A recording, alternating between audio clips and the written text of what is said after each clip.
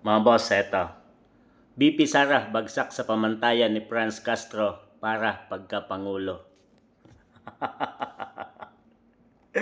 Bagsak sa pamantayan ni Castro. Kung tutusin, ang layo mo naman kay BP Inday Sara. Wala ka sa kalingkingan ni BP Inday Sara.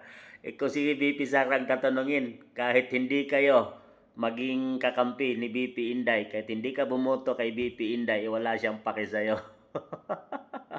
Dahil pag si BP Inday makaupo, talagang wawalisin kayo. Talagang ito, takot na takot to na makabalik ang mga Duterte sa pinakamataas na posisyon sa ating bansa. Sino ba tong tao? Wala namang pakit to. Wala namang bilang siguro to sa mundo, mga boss, na laging sinasabi nila na para sa taong bayan ang kanilang ginagawa.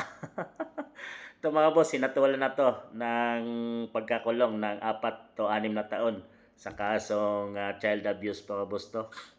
Pero hanggang ngayon malaya pa tong nakagagalaw tong mga to. Talagang malapit na.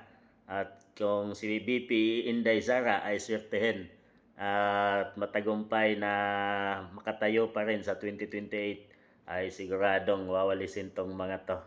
Tayo pakalat-kalat at nagkakalat tong mga to dito sa nakakaupo pa nga to dito bilang representative, mga boss, no? Buti na lang hindi to nanalo ngayon.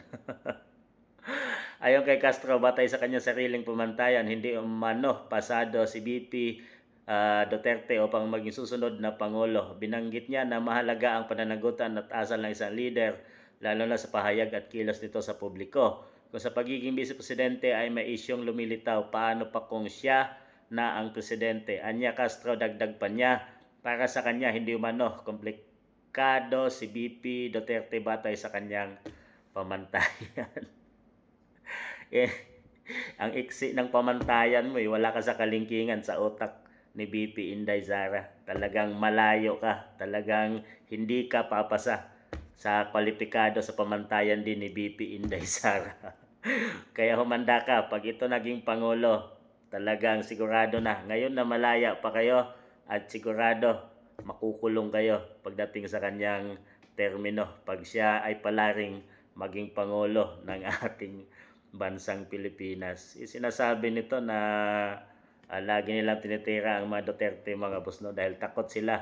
Dahil may straight na panindigan at kamay na bakal ang mga Duterte. Ngayon sa administration, mga boss, ay malaya sila. Talagang suportado pa sila dyan sa Kamara, mga boss. May budget pa sila at malaya silang nakakagalaw kung anong gustuhin nila.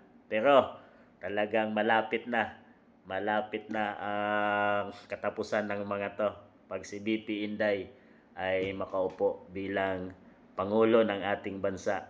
Talagang ayaw nila, sinasabing bagsak at wala sa kwalifikasyon. Wala talaga sa kwalifikasyon kasi kabado na ang mga to, mga boss. Sigurado at hintayin nyo ang pag-upo ni BP Inday Sara Duterte.